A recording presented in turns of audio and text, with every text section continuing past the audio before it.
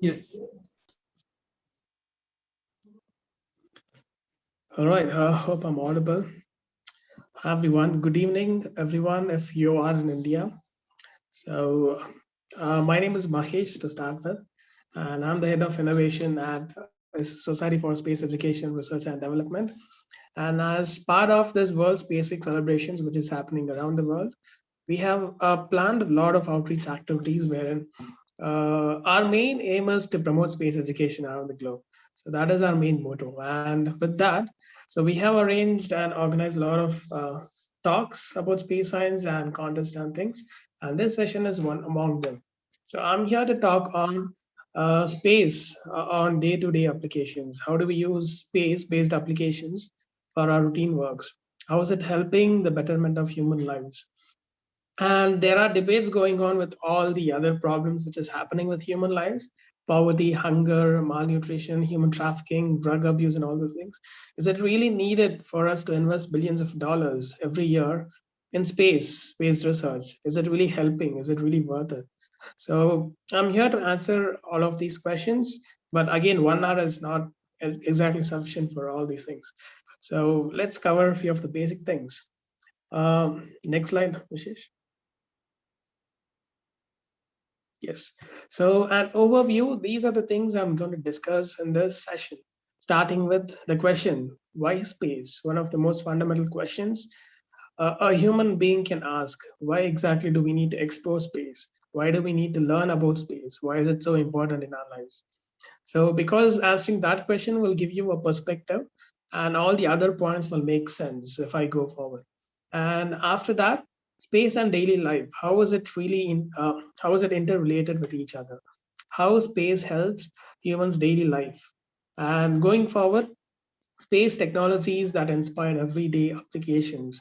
We use a lot of devices and applications in our routine life without even knowing that they came from space-based inventions, space-based applications. So that is what we'll be discussing in the third thing. And finally, going forward, the most important aspect of space exploration, healthcare. Now, our healthcare, our medical innovations have kind of grown exponentially. So all these things and few of the other things are solely responsible. Uh, the space-based research is solely responsible for all the other things. And finally, future of space exploration.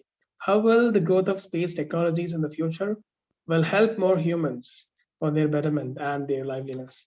So that is what we'll be discussing in today's session. Next slide, please. So starting with the question, why space? I would like to start with a quote from one of the astronauts of space shuttle missions, astronaut Krista McAuliffe. And I think she is one of the famous astronauts that almost everyone knows because she's kind of special. Even though she lost her life in the Challenger mission disaster, but she was an icon back then. She was the first educator. I mean, if the mission would have been successful, she would have been the first educator to go in space and telecast live videos from space. That apparently that never happened because of the Challenger disaster. So the quote goes like this: "Space is for everybody. It's not just for people in science or math or a few select group of astronauts. That's our new frontier out there, and it's everybody's business to know more about space." That is precisely true. Why exactly should everyone understand what is space, their position in space? Why do they need to question their existence itself? Yeah, that is what I'm going to answer with this. Next slide, Vishesh.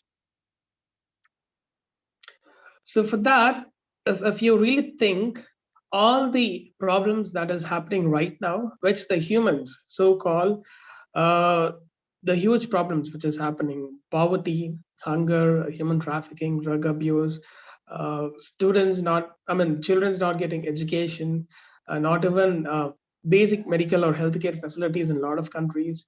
If you think really carefully, all these problems are created by humans. We humans are the epicenter of all these problems. If you take humans, if you take humankind from the equation, all these problems will cease to exist and it becomes moot. So if people debate out of all these problems, why are we going with space science and investing a lot of money out there? Well, the so-called problems, well, we are responsible for all these problems. And if we wouldn't have created all these problems, we would have been elsewhere answering all our fundamental questions, which is really, really important. Now, here's another thing. We human beings are naturally curious animals. We are curious. We want to learn a lot of things. That is where everything started, from the Stone Age till the current technology. We are curious. We ask questions. We intend to discover a lot of things. And that is why we are here. Now, that cannot exactly stop, right? Because we have to keep on going. Or else, take, for example, the fundamental question, who we are. Well, people will give the definition of life. Well, people even cannot answer the simple question whether life was a mere accident or it was pre-planned by someone or something else, or how is it exactly everything is in place, synchronized with everything else, how this is working, and other questions like what are we doing here in the first place. Now, here is another fact or uh, an comparison, okay, of a day-to-day life, so that our human brains can comprehend what is out there. Now, to talk about the scale of universe, first of all, we humans have to understand our place in this vast existence. If all the humans on planet Earth knows the stuff, then maybe they might question their own existence. Now, next slide, Vishesh. Yeah, so everyone knows their individual addresses. We live on planet Earth. You will tell your country and your state and your street name, maybe your apartment number. But what is your true cosmic address? Where do you belong in this vast existence? What is your address? For example, if there is an alien, okay, alien's existence, that is another debatable question. But if in case there is a being which lives outside our vantage point, outside our solar system, if that alien questions what is your address, what will you tell? After country, and you will tell Earth, and after that, what happens? Now, we live on a rocky planet, which is the third planet, orbiting around an average yellow sized star, which is again among 50 to 60 stars, which we call it as local interstellar neighborhood. And even our Alpha Centauri system, our neighboring stars belong to this local group. And this local group belong to a huge collection of stars called as galaxy, which we named it as Milky Way for a lot of reasons. So Milky Way is a galaxy. I mean, it's a very huge galaxy which has around 100 million, okay, yeah, 100 million stars or 100,000 million stars. And that number is again debatable because with advanced technologies in mathematics and computer models, we keep on, adding or subtracting those numbers. So 100,000 million stars, give or take. So again, that's a very impressive number. That many number of stars in just one galaxy. And our Milky Way galaxy is not alone in our universe. It is again part of this what is called as the local group of galaxies, which has around 50 or 60, or I think it's around 100, more than 100 galaxies. And among all those galaxies, there are three major galaxies. Major as in these are the biggest galaxies because this local group of galaxies is made up of dwarf galaxies. And the three biggest galaxies are Milky Way. We have our neighborhood galaxy Andromeda, and we also have Triangulum Galaxy. These are the major contenders, big boys of the street, as you can tell. Now, again, these local group, I mean, if you think really hard here, each galaxy has hundreds of millions of stars here, and we are talking about more than hundreds of galaxies alone in our local neighborhood. Now, this local galactic group is again part of this whole Virgo supercluster, and this has more than 200,000 galaxies alone. And again, that number is not really approximate; it can be more than that.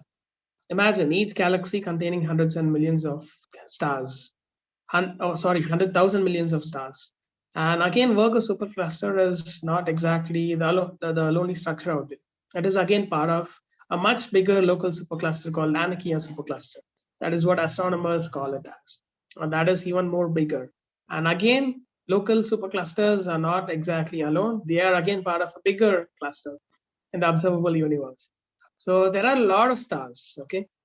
And again, we think only 8 to 9 planets orbit around our star, and that's it.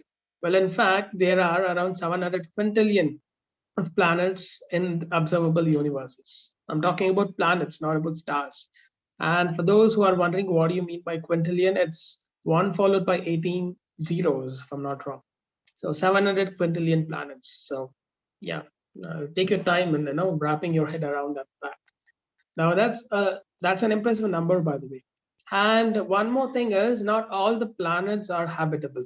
So what do I mean by habitable? Well, life, as we know, life cannot exist everywhere. It needs some criteria. It needs some what do you call that? Numbers of certain variables to exist.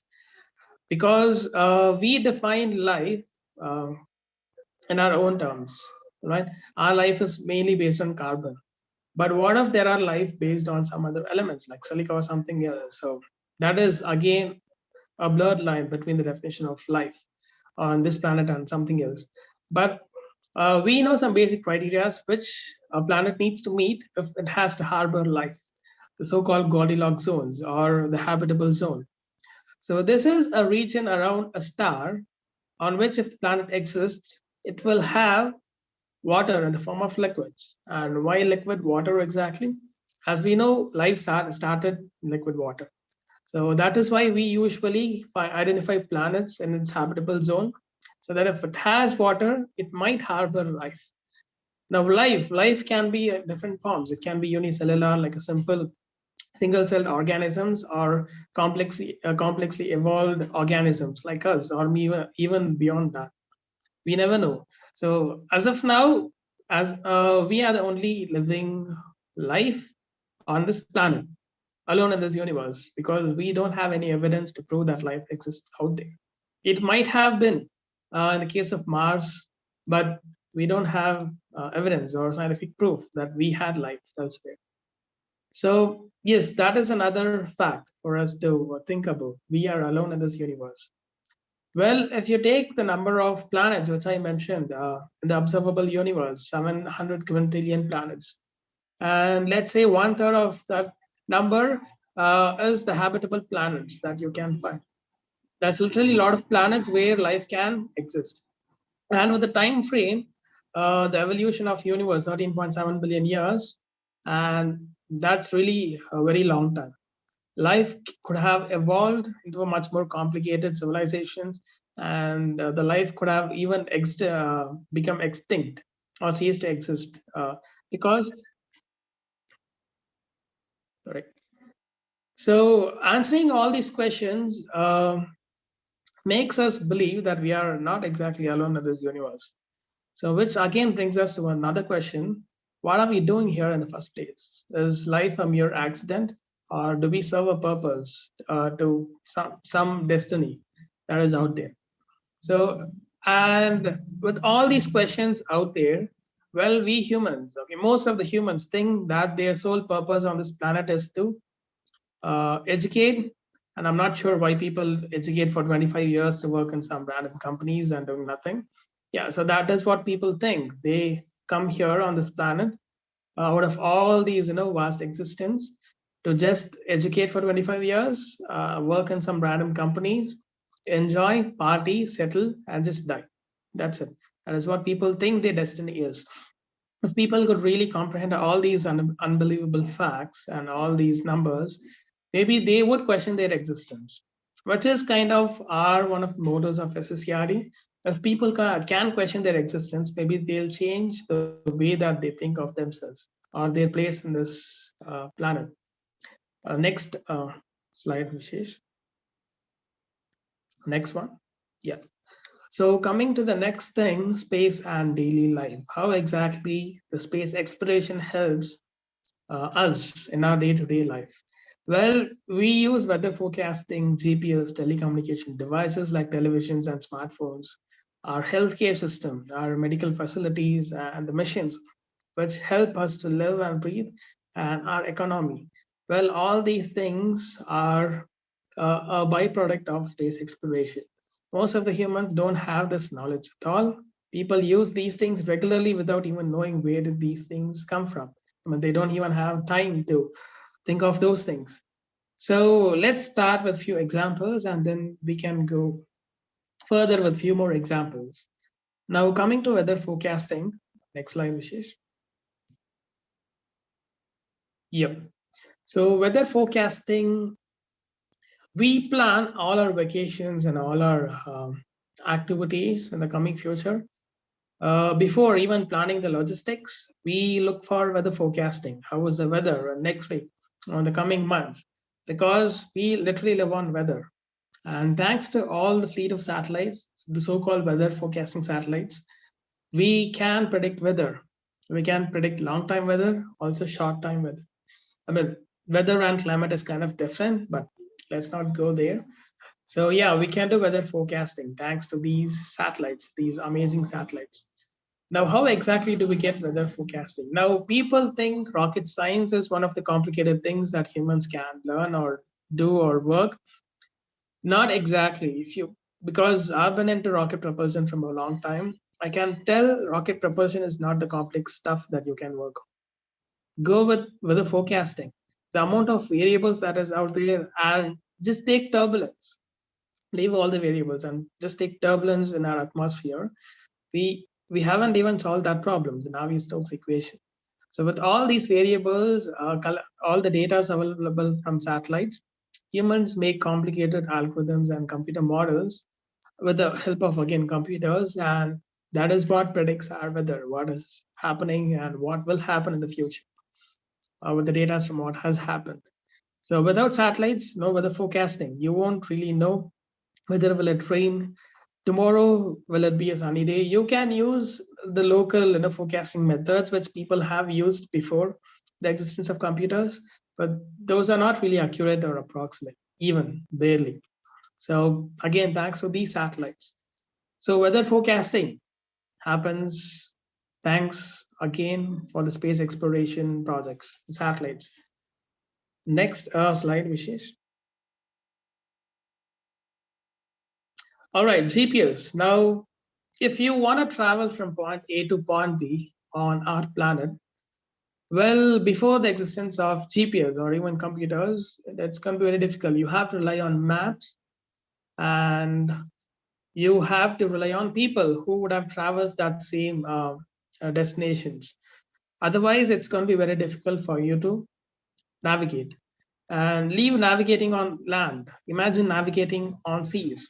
You can use stars, which we did at old days, but again, as technology's progress, it's become very complicated because the traffic in oceans it has grown too much. There are a lot of ships and vessels which travels the oceans and seas every day. So without proper navigation, it's going to be very difficult for you to navigate.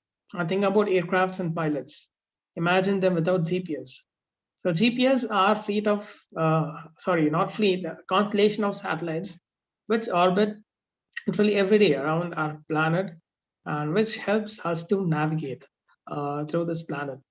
And GPS started as a military project of US Air Force, and then they made it available for public so that we can use it for our day-to-day life.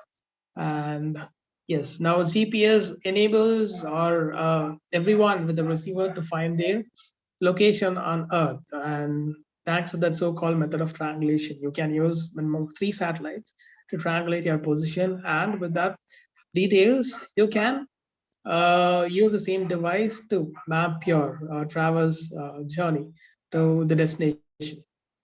And we only had GPS, the global positioning system of US Air Force, but now other countries and other spacefaring nations are also coming up with their own constellation of satellites. Few examples are Galileo system of Europe and Navig systems of India. So I think in the future, all these three will work hand in hand.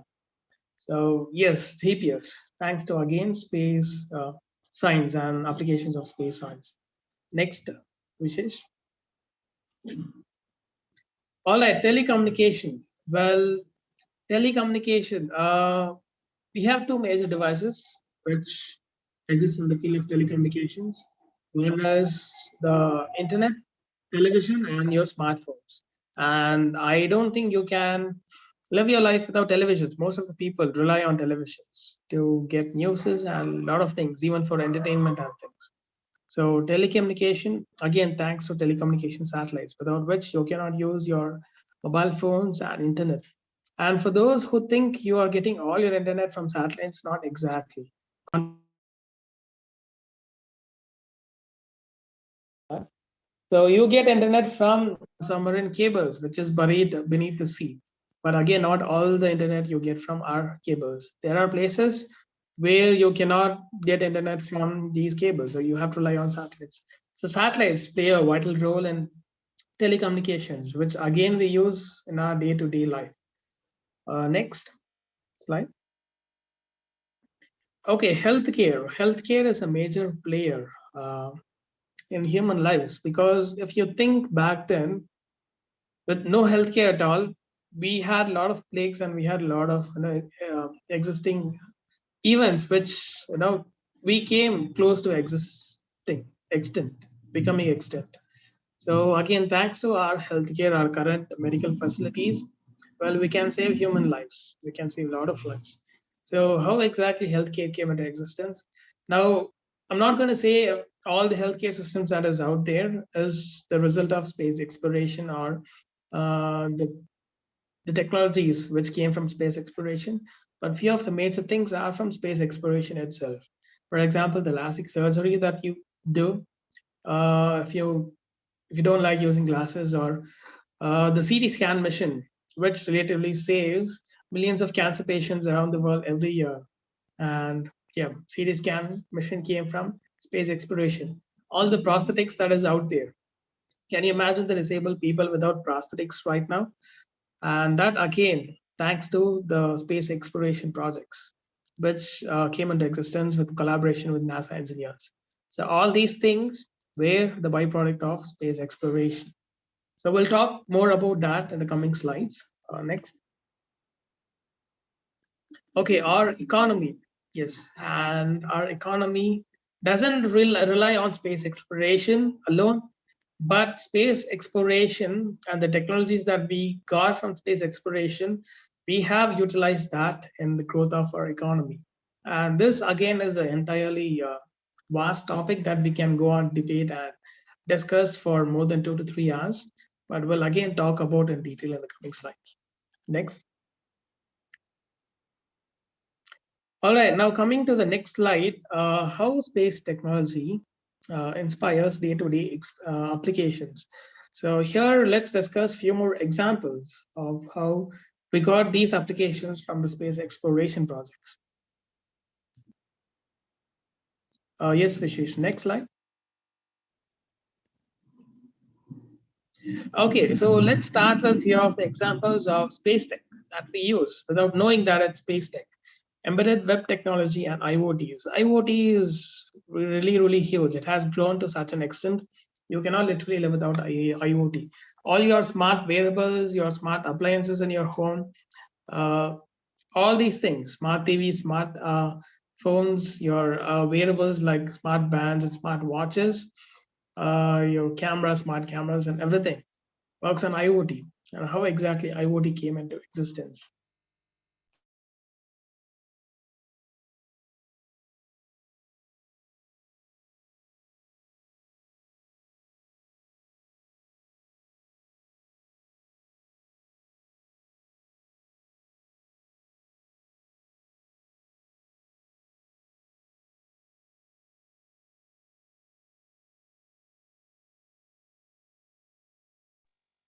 Okay, sorry for that.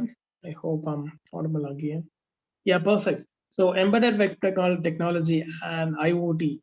Well, this was invented by NASA, not exactly invented, but developed by NASA to enable astronauts to conduct and monitor experiments on the ISS. And ISS here is International Space Station, our only home in outer space where astronauts can stay and work and innovate more.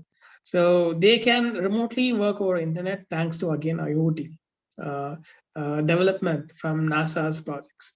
So this embedded web technology was later released in the public domain, which gave rise to this IoT, Internet of Things.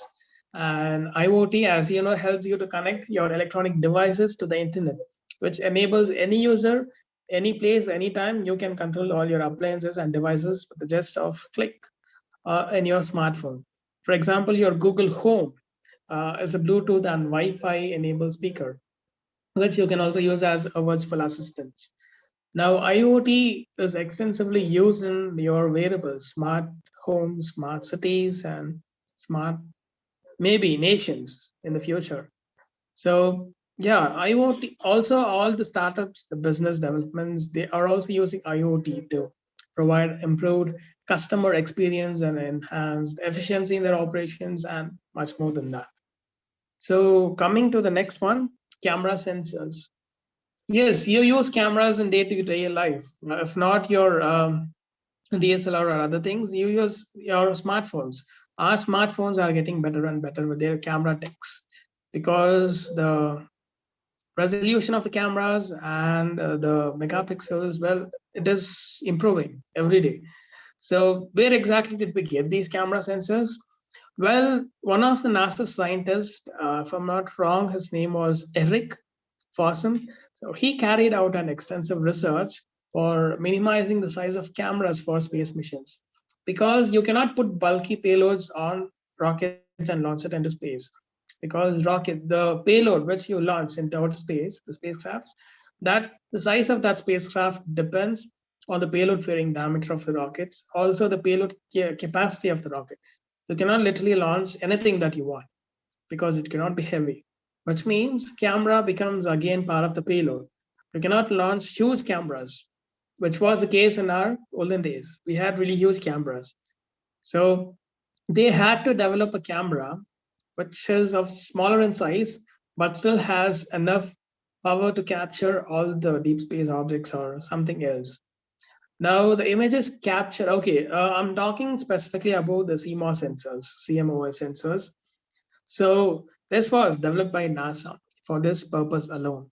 Now, after being released to public, the CMO's active pixel sensors revolutionized all your digital imaging industry, and the rest is history. And these sensors are typically used in almost all the smartphone cameras, also your GoPro action cameras. So again, thanks to NASA tech or space tech in general. Now, GPS, well, I did talk about GPS, how it really helps human lives in day to day applications.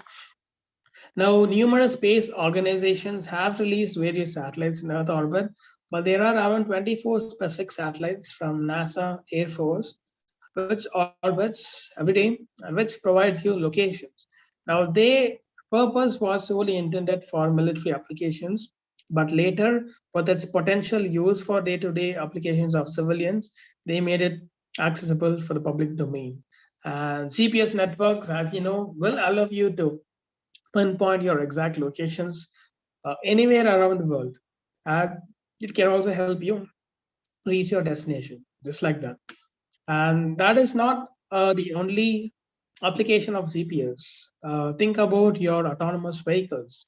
With the help of sensors, the vehicles can learn to drive safely on their own. Best example is your Tesla. But again, the tech is not exactly mature. It might in the future. And also, well, autonomous tractors in the farming industries, they can accurately feed plants and spray fertilizers and harvest crops thanks to the GPS data that they get from the satellites. So that is how we have been using GPS in our day-to-day life. And apart from this, we are developing more applications that we can use GPS in our day-to-day life. So again, thanks to NASA Tech or Space Tech in general. Now going forward, our next slide, Vishesh. Next slide. Yes. Okay, communication and internet. So I already explained you about the telecommunication devices. Now the satellites that orbit Earth send and receive data, send and receive signals to different devices. Now these signals are used for mobile communications and over internet, and that has revolutionized how we work and how we connect with people. Now, imagine back then without the internet or your smartphones or anything else, without tech, and you have to call someone on the other side of the earth. You have to go there in person, or you have to send pigeons, or you have to find something else for you to communicate. And that always has latency. I'm talking about days and months of latency. So it's not exactly your point to point communication. But imagine now, if you have a friend on the opposite side of the earth and you have to call him or her now, Just pick your phone, dial the number, or just FaceTime. It's that simple. It's like almost your friend lives the next door, even if she or her lives on the opposite side of the earth. And how is that really possible? Thanks to our smartphones, which in turn depends on the communication satellites, which are in orbit around the earth every time. Now, with internet, well, uh, we cannot live literally without internet. It has become part of our body itself. So internet is used for multiple operations in any type of business that you can think of. Without internet, you're not moving anywhere. And improving speed and cheap data transfer rates is only going to make things better or maybe worse, depending on your perspective. So, I mean, telecommunication devices, internet reaches its applications and a lot of other things as well, like maintaining bank records and internet services are widely used in a lot of other sectors as well. So coming on to the next example, we have, yes, rail monitoring sensors. Now, well, people might be wondering how exactly we use space tech and rail monitoring sensors. Now, there was one project from NASA, which was a subsonic rotor wing project. So they discovered a rotational vibrational sensor called as RotoSense to predict failures in helicopter transmissions, which was very useful in the case of helicopters. And then later, the rotor sensor was repurposed to monitor vibrations in the axle of the railways, your trains, to create railsafe, which monitors the health of the railway networks and the axles and the structures all the time, which can identify failures and predict the upcoming catastrophes. So railsafe has made transits and trains safer, and it also has reduced the maintenance cost. Now, this is not exactly true for all the railway systems around the world. They are still using old school tech, but with this application, you can literally change the railway systems, monitoring the health of railway systems. And if you can do that in railway monitoring systems, well, you can do it in other type of transportations as well, air transport and sea transport as well. Now, going forward, we have another example in healthcare, LASIK, laser surgery. And yeah, so how exactly space tech gets involved in LASIK surgery? Well, for those who are wondering what is LASIK surgery, so here we use laser on burning cornea, the layer behind your lens, to treat myopias, long-sighted vision and short-sighted vision. And how exactly we do that? Well, this is not exactly the direct byproduct of NASA, but it was a spin-off technology from the space age. So the so-called LASIK. Now, this is one of the most widely performed vision corrective surgery that is out there at present, which helps reshape a patient's cornea using laser. Now, most LASIK systems make use of the so-called laser radar. Okay, combined together, you get radar.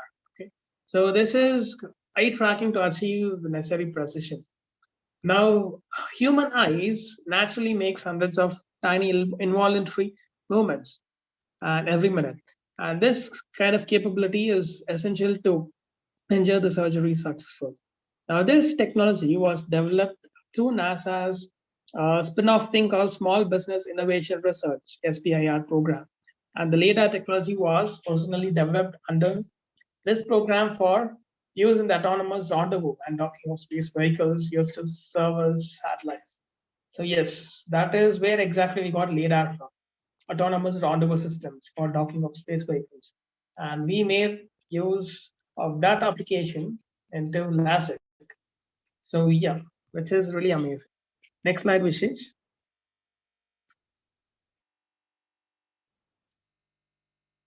Yeah. So there are other things like hair purifiers, which you use literally every day. This is again a piece of space age spin-off. You can tell space age tech. Well, the technology was kind of developed from NASA in order to help astronauts grow plants in space and potentially in other worlds. Now, yes, we did not use it or we did not develop this for human purpose at all. We did develop this for plants to grow in space. Back in 1990s, NASA was looking for a way to remove a few elements from the air, mostly ethylene, in order to prevent plants from aging and fruit from ripening too soon. And this led to the development of the ethylene scrubber that uses titanium oxide and UV light to chemically convert ethylene into trace amounts of water and carbon dioxide. Well, that's a lot of tech, but yes, basically air purifying system. Now, the first working model of the so-called air purifier was launched on the space shuttle called Columbia, and got installed on board ISS in 1995, if I'm not wrong. So since then, the technology used on ISS has been adapted for commercial and domestic air purifiers that you're probably familiar with. Everyone knows about air purifiers. You use it in everyday's life, but it's thanks to the space spin-off thing from NASA. Now, another important example of space tech and everyday application is water filtration system. Can you even imagine humans' life without filtration systems? Because our groundwater is not pure anymore. Again, thanks to human activities, the addition of lead, mercury, and all the other volatile components in the groundwater system, it is making the groundwater and the freshwater sources more volatile and unfit for human consumption. So without water purification systems or water filtration systems, it's going to be very difficult to consume water in the future. Now we'll leave about fresh sources. Think of all the wastage of water that happens: the rainwater, the water we waste, and yeah, millions of gallons of water in seas. So without water filtration system, all these water go to waste. We cannot really use this for our day-to-day consumption. So again, thanks to this water filtration system, which was again another spin-off tech from NASA. Now, this was again, as I told you, also developed from NASA's Apollo program, which have been commercialized. And in 1960s, were during the Apollo's era, because the first successful Apollo's mission happened in 1969 with Neil Armstrong landing on moon. So 1960s was kind of a really game-changing thing for space exploration during this Apollo program. Now this NASA's Manned Space Center, now they call it as Johnson Space Center. They conducted a research program along with few more collaborations like Air Research Division and I think Garrett Corporation, if I'm not wrong.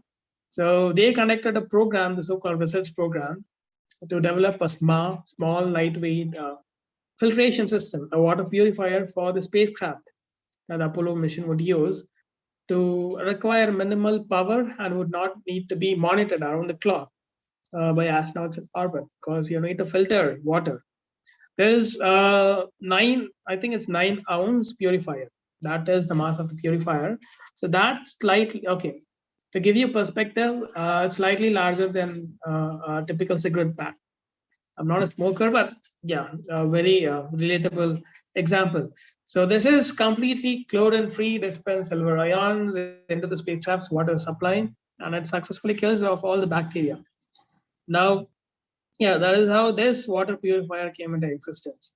And after the technology being used in Apollo program, it was commercialized by companies like Carefree Clearwater Limited, and that company acquired this thing to manufacture. And they modified their the tech from NASA and created versions. And yes, we have our water filtration systems. Now, the current purifying systems of water is not exactly the same as which NASA used, but it's a direct descendant of that tech. So again, thanks to the space tech. Now, another very important example of the space tech being used in our day-to-day life is CT missions, CT scan missions. Can you even think of diagnosing something without imaging technology, CAT scans, uh, or what else, MRI missions and things? Now, this was again a developed technology from NASA, another product from, as it's one of the Apollo missions. Now, this is one of the vital diagnostic tool that you can think of if you're in medical industry to identify a lot of things. Now, this was developed by NASA for one purpose, identifying imperfections and structures, in aerospace structures and components. Uh, well, obviously, makes sense. You need to identify flaws in the structure. If there are micro flaws, air bubbles, or any other microscopic imperfections in the structure. So you needed a device which can look through the structure, through the material itself. So that is why CAT scan came into picture. And later, this was made public. So they released it to the public in 1990s. And this was again designed to be added to the existing real-time radiography systems. With again a lot of modifications. The CAT scan that you can see in medical facilities right now, that is not the same thing that the NASA used, but a modified one. But thanks to again NASA Tech, we have CAT scan machines. So the cross-sectional CT images are more detailed than radiographic images. Okay, and the high-speed scanning features that comes in bonus with this CAT scan missions. Well, again, thanks to NASA. So these are few examples of space tech related applications that we use in our day-to-day life, and which almost all these things came from either directly from NASA or the spin-off companies which were created by NASA or one of the collaborations with NASA. So these are among the few, and we have literally a lot of other things. I can give you a few more examples. So the space, okay, memory foam. Now for those who use memory foam in your day-to-day life, in your beds or other things, your seat recliners, your car seats, or the inside lining of your motorcycle helmets, we have memory foams literally everywhere. And where exactly did we get? Sorry.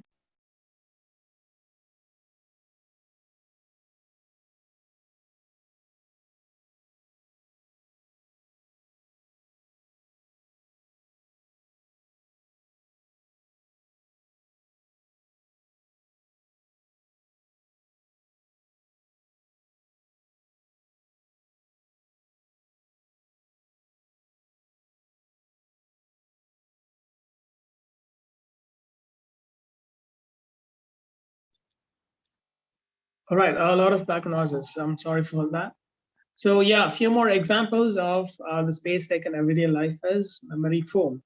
And for those who are wondering what exactly do you mean by memory foam, now this is a material which the name itself suggests you. It has some kind of memory. The best example I can give you is the memory foam beds. So when you place your head or if you lie on the bed takes a contour of your body itself, and that makes your sleep better because your bed doesn't flex. It takes a contour of your body itself. And once you get up from the bed, if you release the load or the pressure points, and the bed comes to its original form, the flat thing. So, which means the bed has some kind of memory. Not your exactly. I'm not talking about the memory that is associated with human brains, but the material can't remember the pattern which you give it to the material itself. Now, how exactly where exactly did we get the memory foam from? Again, thanks to the NASA tech. So when the NASA people were developing seats, material for seats for the pilots of the spacecrafts, so they were running into trouble with the material for the seats because in spacecrafts or aircrafts, you experience a lot of G loads when you accelerate or decelerate, which means you have to provide enough shock absorption capabilities or cushioning for your vehicles. Either you can develop mechanical systems or you can do something else for the seats. But they identify a problem with the material of the seat itself. So if you customize the seats for each individual, that again is very expensive because pilots come in all sorts of weights and shapes. So you cannot customize the seats for everyone. So you need a common material which you can use for the seats, which gives you that cushioning. So that is where the memory foam comes in. So once the pilot sits on the seat, the material takes the shape of the contour of the astronaut itself. So once the astronaut gets up or the load is released, it gets back to its original um, shape. So thereby providing cushioning. So again, so memory foam came from literally NASA.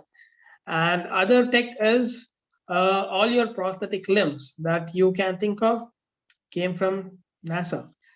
Um, okay, I'll think of a few more examples that. Hmm. Okay, your invisible braces. I know space tech and your braces which you use for teeth doesn't go in hand and together. But well, it was jointly developed by one of the company. I'm not sure what is that name, but one of the company and NASA's Advanced Ceramics Research Program. Now today, almost all the braces have a relatively benign application. Well, the teenagers in the world might tell something different.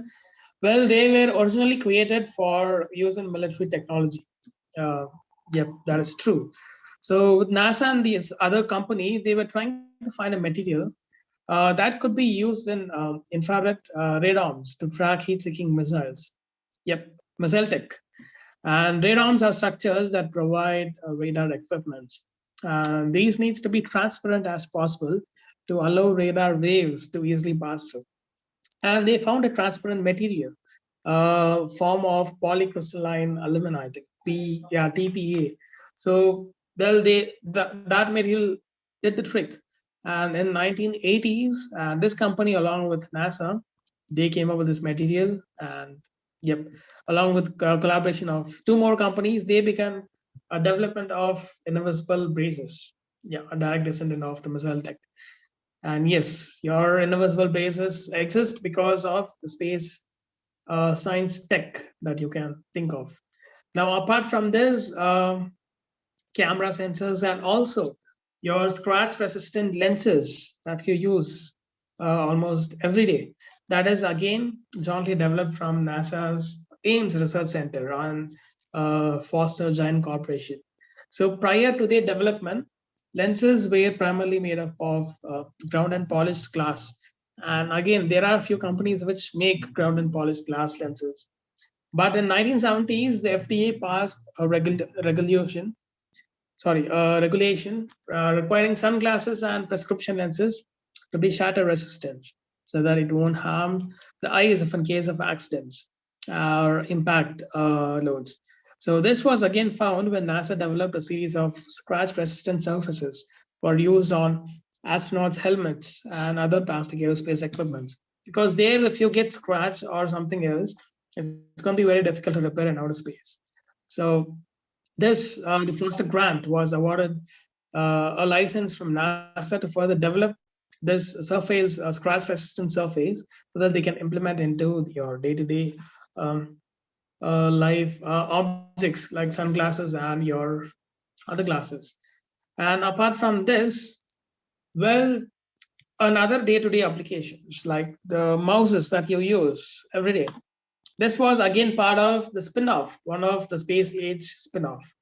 Now, well, you probably never give it as a second thought because how would exactly NASA invent mouse? Mouse exited, it predates NASA. Well, one small and relatively simple component of your day-to-day life. NASA provided funding for research that led to the development of this specific thing in early 60s.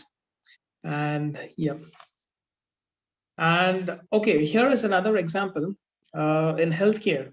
So your insulin pump that you use for all the diabetic patients, this was again part of another spin-off from the space age applications back in I think 1960s or something. So yes, technically it was called as programmable implantable medication system or PIMS. So this was again invented by John Hopkins University Applied Physics Laboratory in association with again NASA. So this device was implanted into human beings or human patients, which can deliver precise pre-programmed amounts of insulin over an extended period of time. So they are in effect computerized replacements of uh, pancreas. Yeah, you can also call it as that because that is what pancreas does in your systems. Now, yeah, so again, LASIK, another healthcare example of such thing. So these are all examples of the space tech that we use in our day-to-day life. So if someone questions again why exactly we pour in billions of US dollars or billions of rupees or whatever currency that you might think of, and space-based applications or space-based research every year, with all the other problems we are going through, like human poverty, hunger, human trafficking, and people not getting the basic healthcare facilities, or people not getting even basic education in certain parts of the world, and no electricity, no internet, no access to transportation. With all these problems, when people debate or question why is it really necessary, well, we got these amazing technologies which makes human lives better in day-to-day life. If half a century worth of human exploration, the space exploration could give you these things, imagine what it will give you in the future if the space tech, which grows exponentially in the coming years, might give you. So, and along with this, fundamental questions that every human being have to answer, or first of all, he or she needs to question to get those answers. So without that, well, I don't see exactly why a human being should exist. So I think with that, I can conclude this talk here.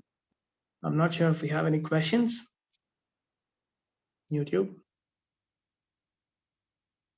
Okay, there are no questions as of now from the audience. So yes, so that is how we have been using space tech without our knowledge itself in day-to-day applications. And we will be doing that for I don't know how long. So yeah, thank you so much for patiently listening to that. And yep, have a great evening or a great day ahead. You live in another part of the world.